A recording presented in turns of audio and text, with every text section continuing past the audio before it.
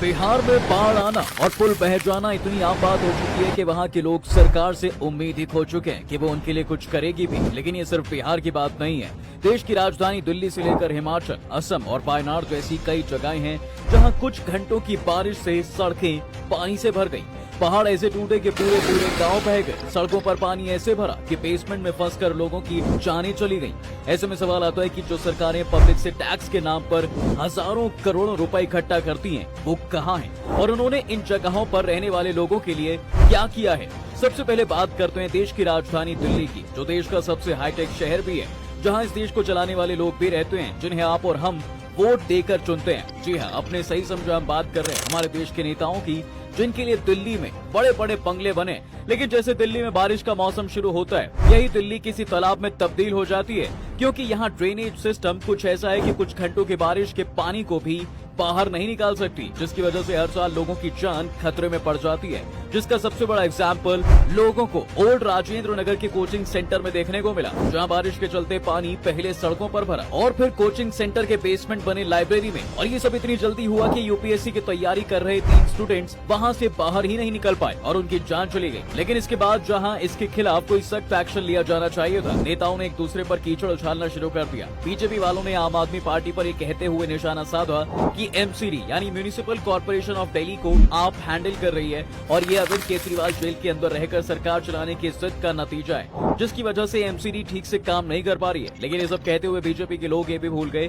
कि ये ऐसा पहला साल नहीं है जब बारिश के चलते दिल्ली शहर डूब गया हो, बल्कि ऐसा हर साल होता है। तब भी हुआ था जब एमसीडी को आप नहीं बीजेपी के लोग हैंडल कर रहे थे। और जिस कोचिंग सेंटर में ये सब हुआ है वो वहाँ 2009 से चलती आ रही है, इसलिए इसमें गलती किसकी है ये बताना तो मुश्किल है।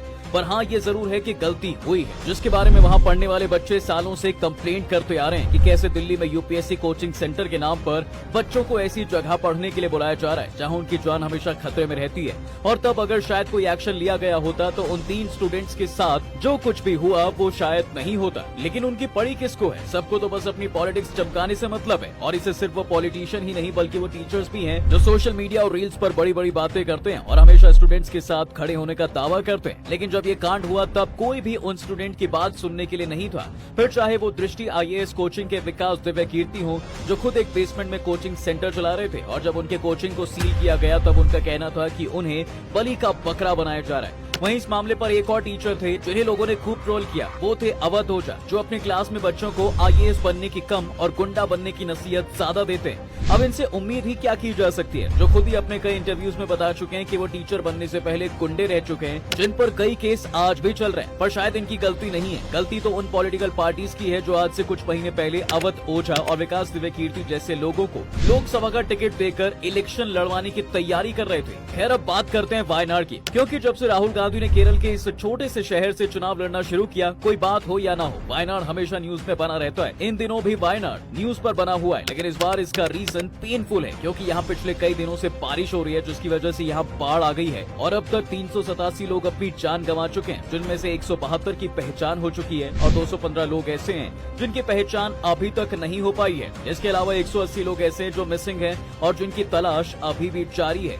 वायनाड में तबाही का मंजर ऐसा है कि वहाँ एनडीआरएफ की 40 टीमें राहत और बचाव काम में जुटी हुई हैं, जिसमें उनका साथ आर्मी, नेवी और एयरफोर्स की कई टीमें दे रही हैं। लेकिन ये सब भी नाकाफी साबित हो रही हैं। और ऐसा मंजर केरल में हर साल होता है, क्योंकि जैसे ही मानसून शुरू होता है यहाँ बारिश तांडव शुरू कर देती है। ऐसे में जहाँ सेंट्रल गवर्नमेंट और स्टेट गवर्नमेंट को एक साथ आकर काम करना चाहिए, वहाँ पर भी ये पॉलिटिक्स शुरू हो जाती है। जैसे केंद्रीय पर्यावरण, वन एवं जलवायु परिवर्तन मंत्री भूपेंद्र यादव ने ये कहा कि वायनाड में इतनी बड़ी तबाही इसलिए आई है क्योंकि केरला गवर्नमेंट ने स्टेट में इलीगल हैबिटेशन एंड माइनिंग यानी बाहर से आए लोगों को अवैध तरीके से रहने की परमिशन देने के साथ माइनिंग की भी परमिशन दी है। लेकिन मंत्री जी ये सब कहते हुए भूल गए कि खुद उनकी सरकार ग्रेट निकोबार आइलैंड प्रोजेक्ट के नाम पर 9.6 लाख पेड़ों को काटने की तैयारी में है और ये बात को खुद उन्होंने ही कंफर्म किया था। आज जहाँ पूरी दुनिया क्लाइमेट चेंज और ग्लेशियर के पिघलने जैसी चीजों की वजह से कई बड़ी प्रॉब्लम्स का सामना कर रही है, जिनसे सिर्फ पेड़ लगाकर और पॉल्यूशन कम करके बचा जा सकता है।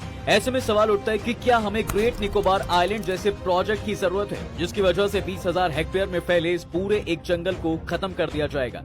क्योंकि अगर ऐसे ही चलता रहा तो आने वाले सालों में जो चीजें हम बिहार, दिल्ली और वायनाड में देखते हैं, वैसा ही कुछ हमें हर स्टेट में उन शहरों में देखना पड़ेगा जहां से कोई नदी गुजरती हो। क्योंकि तब किसी को नहीं पता होगा कि कब कितनी बारिश होने पर किस नदी में बाढ़ आ जाए और कौन सा पहाड़ एक झटके में पूरे गांव को ही तबाह कर दे। यकीन करना थोड़ा मुश्किल है, लेकिन उत्तराखंड में फंसे उन हजारों लोगों से पूछना चाहिए जो केदारनाथ और दूसरे तीर्थ स्थानों में दर्शन के लिए गए थे, लेकिन अचानक आई बाढ़ से वहां फंसे हुए हैं। या फिर हिमाचल प्रदेश के उन फैमिलीज के लोगों से पूछना चाहिए जिन्होंने इस साल बाढ़ और भूस्खलन में अपनों को खो दिया, क्योंकि यहाँ भी सेंट्रल गवर्नमेंट और स्टेट गवर्नमेंट की वही लड़ाई है जो केरल में है। वेल, आज के लिए बस इतना ही। आपको हमारा ये वीडियो कैसे लगा कमेंट करके जरूर बताएं और ऐसे ही वीडियोस के लिए डू फॉलो फैक्टिफाई।